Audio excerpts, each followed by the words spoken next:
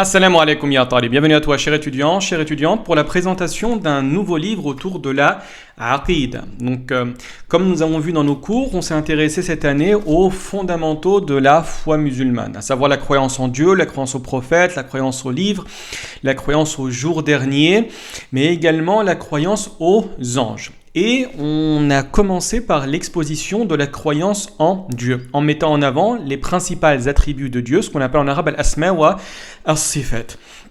Et parmi les questions les plus importantes qu'on va retrouver actuellement dans le contexte européen est la question suivante, à savoir comment un Dieu omnipotent, qui peut tout faire, omniscient, qui sait tout, et bienveillant, le miséricordieux par excellence, accepte la présence du mal sur terre.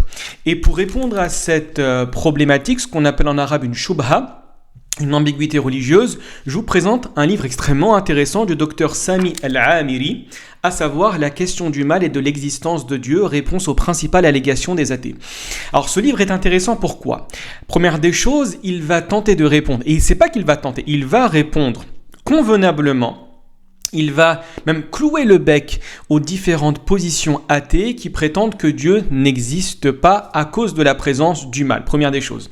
La deuxième des choses, c'est que c'est une exposition des différents arguments, non pas d'un point de vue religieux, mais d'un point de vue totalement philosophique. C'est ce qu'on appelle également dans la tradition chrétienne la théodicée, à savoir l'utilisation de la sagesse et la sagesse divine pour expliquer le mal. Et comme disait le poète allemand Buchner, la question du mal est le rocher de l'athéisme.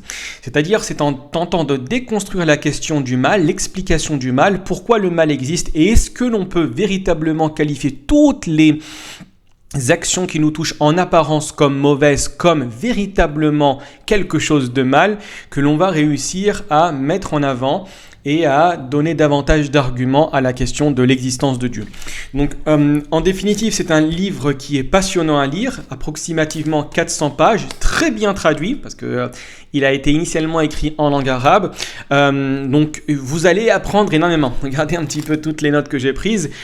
Beaucoup de références, que ce soit de savants musulmans ou bien de savants occidentaux non musulmans, et vous allez arriver à la fin de ce livre à une réponse complète sur la question de l'existence du mal, avec que des points de vue philosophiques et bien évidemment de temps à autre des arguments d'ordre religieux. Écoutez, barakallahu fikum, wassalamu alaikum wa rahmatullahi wa barakatuh.